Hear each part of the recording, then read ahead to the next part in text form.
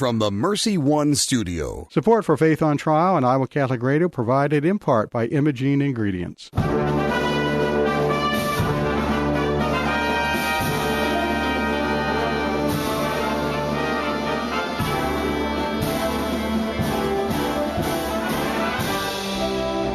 Our freedom of conscience and religion is being challenged by laws and regulations imposed by secular society. It's time to hear from the top Christian litigators in the nation who have come forward to tell us the truth and help us defend our faith. Hear ye, hear ye. All rise. Faith on Trial with Defender of the Faith, Deacon Mike Mano, is in session. And good Thursday morning from the Mercy One Studios in West Des Moines. I'm Deacon Mike Mann, and I'm sitting here with Gina Knoll. Gina, how are you? I'm well, Deacon Mike. Good morning. Good morning. Good morning. We've had some nice weather. Yes, speaking of the weather. But it was rainy, I guess, overnight. We need it. Yeah, we definitely need it. Our rivers are very dry.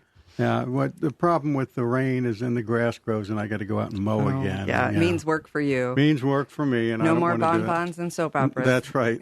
Oh, I'll miss my soap operas. Want to remind everybody that Man Up West Power Lunches are back, and they start again tomorrow, July 9th, noon at St. Francis of Assisi in West Des Moines. I hear you have some wonderful speakers. They're going to talk about the veil removed, which we love that video.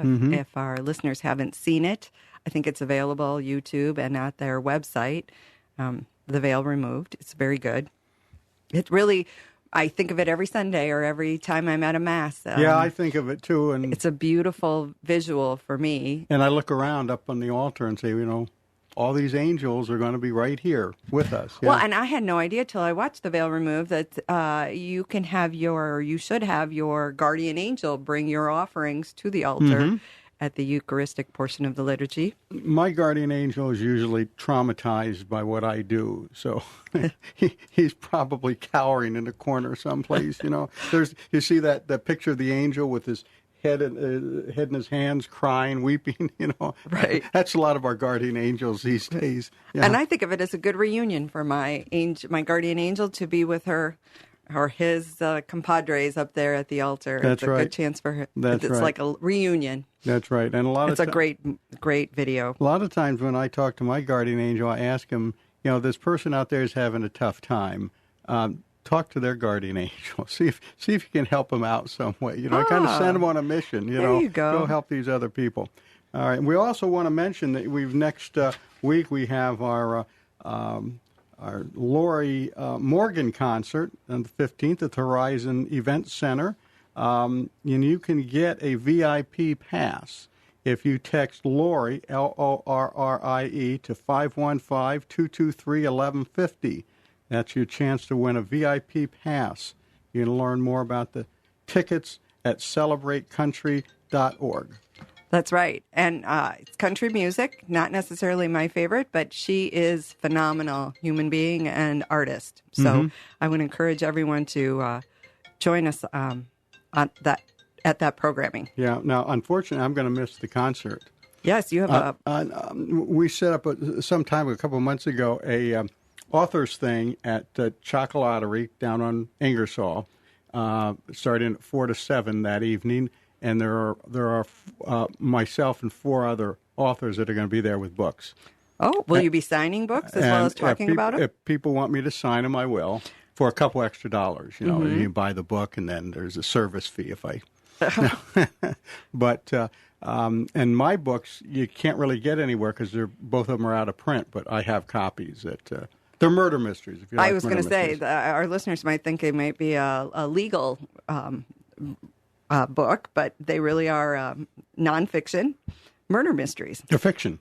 Or I'm sorry, they're fiction murder mysteries. And you'll be happy to know that in the first book, I killed a nun. Yeah. Well, very nice nun, but she had to go. There you go. Made Just way have to for get a the good book plot. to find out how that works out. That's right. Wonderful. So we have today Lions Defending Freedom attorney to speak with us. Right, and we're going to talk again about that California donor case, and we're also going to expand from there and look at what we might be expecting in the next year or so in the area of religious liberty, because there's going to be more stuff coming up. And, I know the Alliance for Defending Freedom has quite a few cases. All of their attorney work is pro bono, right. And they get religious liberties are under attack in the United States for certain, if not around the world, and they're such a defender of those liberties. Right, they are, and they do that all pro bono, as you say. So when you, I think it's adflegal.org or something like that is their website. We'll ask John, make sure we get it right. You can follow their cases, you can follow what they're doing, and you also make a donation there too. Well, I find it interesting because most of these things happen in other states. Some are truly in Iowa, but they do. They grow, and these cases start out in one state, and then a similar case occurs in another state. And they've been in Iowa doing, there were the cases at the Iowa University of Iowa, and some of them have gone up on appeal now, and they're holding their own on those. Yeah, and they've been winning at the Supreme Court. Absolutely. Speaking of, the United States Supreme Court is out of session now until October? Yeah, they come back in October, but they'll hear emergency hearings and things like that if need be. So if somebody's got something, an emergency appeal to the Supreme Court, there might be a temporary ruling or something like that. But I mean, they're still on duty. But now they're out writing books and doing college lectures and things like that. Is that what they do in their off time? Yeah. Well, what would you do if you were a Supreme Court justice? I'd go to the beach. Their job is incredibly stressful. Well, I don't know. It's all indoor work and there's no heavy lifting. What's so stressful about that? Do you have a prayer to open us up with? I do. A prayer for peace today. In the name of the Father, and the Son, and the Holy Spirit. Amen. God of peace, bring your peace to our violent world. Peace in the hearts of all men and women, and peace among the nations of this earth. Turn to your way of love those whose hearts and minds are consumed with hatred. Strengthen us in hope and give us the wisdom and courage to work tirelessly for a world where true peace and love reign among the nations and in the hearts of all. Amen. Thank you. John Bursch from the Alliance Defending Freedom will be with us next. This is Faith on Trial on Iowa Catholic Radio. We will be right back with John after this. Thank you, Confluence Brewing Company, for underwriting Christ is the Answer with Father Ricardo and for your support of Iowa Catholic Radio. Father Ricardo is featured daily at 11 a.m. Monday through Friday. Confluence Brewing Company is located off the bike trail south of Grays Lake, confluencebrewing.com. Support for Iowa Catholic Radio and John Leonetti in the Morning is provided by Blessman International. Blessman International partners with volunteers and donors to provide sustainable programs for children in South Africa by leading 12-day all-inclusive experiences, sharing the heart of Christ with vulnerable children in South Africa. Teams are forming to do something significant in an African child's life. Learn more at blessmaninternational.org. Thank you to Blessman International for their support of Iowa Catholic Radio.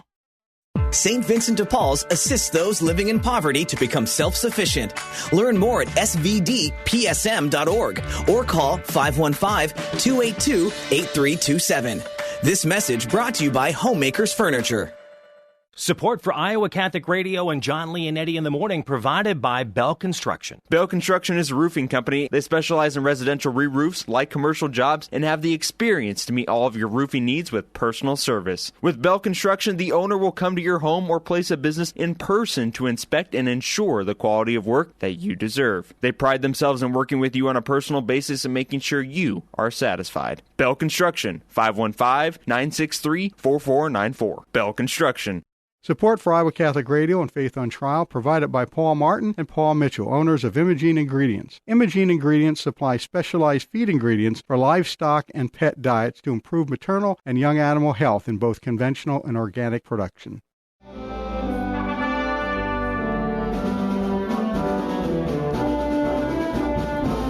You're listening to Faith on Trial on Iowa Catholic Radio, and we have John Bursch with us now, who's Senior Counsel at the Alliance Defending Freedom. John, welcome to the show again. Thank you so much for having me back. Certainly. Well, you were good last time, so we thought we'd have you back again. No, your position there, you see an awful lot. I want to talk about a couple of cases. One of them is this California donor case that you were on our program a couple of months ago about, which was successful in the Supreme Court. And then I want to talk with you a little bit about what you see coming up now in the area of religious liberty. So let's talk about the California donor case for a minute. That was, what, a 6-3 vote? It was. We won a 6-3 decision on the very last day of the court's terms. They upheld the right of every American to support causes they believe in without fear of harassment or intimidation by striking down a California donor disclosure regulation that required any charitable organization located anywhere in the country that solicited donors in California to hand over to the Attorney General's office information about their top donors, including how much they gave and their personal contact information. The Supreme Court said that regime was unnecessary, and it exposed those donors to the potential that their information would be leaked and that they would be harassed or canceled, depending on the organizations that they supported, and that violated the Constitution. And most gratifying about the decision is that the court struck down the policy facially as opposed to as applied, which means that it doesn't just have meaning to the two parties in the case, but to the more than 60,000 nonprofit organizations that solicit donations in California. Now, it seems to me that, and this is what surprised me about the whole thing, that this matter was settled years ago with the NAACP, and was it the state of Alabama or something like that? The state was trying to pull the same thing with the group of African Americans. Exactly, not just African Americans. It was back in the 1950s, and the NAACP was growing in influence, and so the state of Alabama, as well as a few other states, had required that they turn over lists of their supporters. And as you can imagine, that was extremely dangerous for anybody who supported the NAACP. It could even mean lynching and death for someone, as with our client, Thomas More Law Center. Some of their clients have had assassination attempts because of their religious ideology. The Alabama rule and the other southern state rules had their intended effect. Over a 2-year period, more than 50% of the people who were NAACP supporters stopped supporting simply because of the risk of exposure. And the court back then said, you can't do that, that it violates the First Amendment right to association, which is inherent in the First Amendment's free speech clause. But in that case, it only applied to the NAACP. The court did not create a broad rule that said you could never collect supporter information. And as I mentioned, this most recent decision that came down July 1st applies to every organization. And that makes sense because even if you're an organization that does politically benign work, something could happen that could make people get upset or emotional about you, or you may simply not want to be solicited by thousands of other charities and organizations when they find out that you gave a lot of money, for example, to the Parent-Teacher Association at your public school in California.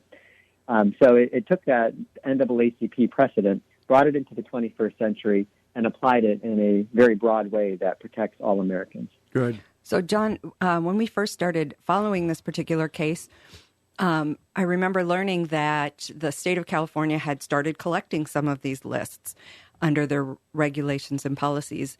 And then accidentally, quote unquote, the lists were being released to the public. Did this ruling provide any relief for those parties who might have been affected by the accidental release and publications of their donors?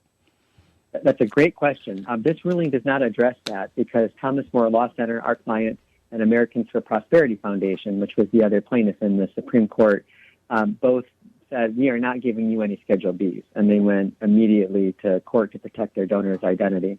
So the issue of what to do with forms that had already been given to California and released was not resolved. If I was a charitable organization that gave California that donor information in the past rather than filing a lawsuit, even if they didn't release it, I would be knocking on their door right now demanding that they delete those electronic files and shred any paper copies that they have because they don't have the right to keep it anymore. So I hope that those organizations will take immediate action. Well, would they be eligible for any kind of relief? They could be if they could demonstrate that the release of their confidential information harmed them in some way. Okay. It may well be that if an organization gave information and it was disclosed, like you said, quote, inadvertently or otherwise, and they could show that they had lost donors as a result of that or supporters or had some other harm that came to them, then absolutely they would be able to claim damages for that. Yeah, as I recall, the leaks that were coming, the computer, the logins where you would find this on the computer, whatever page you would go to find this, that was supposed to have those confidential. You needed they were password protected. weren't, and people were able to just click on, and there was all the donor information that they wanted. Right. That's horrible. Yeah, it was a double problem. One, it was not very secure. With thousands of the records, you could access them just by changing one character in the URL address.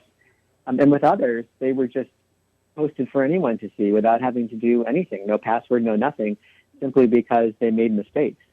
California uses part-time help and student workers and independent contractors to do its collection of these forms and the posting of them on their internet site. And sometimes they would just post all the donor information, even though they weren't supposed to do that. And California says it's put more measures in place since then to try to prevent that from happening. But after they did that, the expert was immediately able to find even more of those types of documents. And so it didn't give assurance to anyone. Okay, beyond the California case here, what else are we looking for in the next year or the next few months with legal cases that may be setting new precedents for us? Well, the one that everybody is going to be watching is Dobbs, D-O-B-B-S, and that's the case out of Mississippi involving their 15-week law. It prohibits any abortions except to save the health of the mother after 15 weeks. And going all the way back to Roe versus Wade, the U.S. Supreme Court has kind of gone back and forth as to whether states have the ability to regulate abortions before viability. In Roe itself, it said, no, you can't restrict anything before viability. But in the context of partial birth abortions, that gruesome procedure where the doctors partially deliver the baby and then kill it, they said that you do have murder it, exactly. You do have the ability to prevent that, and it upheld the Federal Partial Birth Abortion Act, and that applied before viability.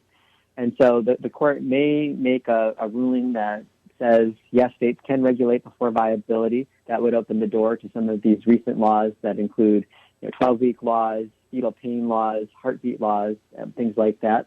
Or they may decide appropriately that Roe versus Wade should be overturned entirely because it's not based on the Constitution, but something that justices just made up in the 1970s. Now, I see that the abortion industry is gearing up for that eventuality, and they're, I guess, getting ready to react to that and to continue their abortions, even in violation of the law, if necessary. Well, if you overturn Roe versus Wade, that would not make abortion illegal everywhere. All it would do is put the decision back in the hands of state legislatures and voters. So in states like California and New York, which have shown just a terrifying commitment to murdering children in the womb, those laws would still be on the books, and you'd be able to travel to those states and get an abortion. But they've also moved to introduce legislation in Congress so that they can federalize the legality to abortion in case the Supreme Court overturns Roe versus Wade. And you can also see them making pushes at the state level, even in states that might have legislatures that are inclined to protect life, to try to get liberal state Supreme Courts to create state constitutional rights to abortion. That's happened in Kansas and Iowa, although we're working to undo those. Yeah, we've got a constitutional amendment pending right now that would undo that. Good. But you also have a case pending that we're getting involved in, involving your 24-hour waiting period that the legislature just passed. And that's an opportunity to ask the Iowa Supreme Court to go back and revisit that terrible 2018 ruling that created a state constitutional right to abortion in Iowa where clearly one did not exist. Now, so this is going to be a huge issue in the next term. And then there's a couple of religious liberty cases that we could discuss as well. Yeah, go ahead. So the first one the court has already accepted. It's called Carson versus Macon, and it's a case out of Maine.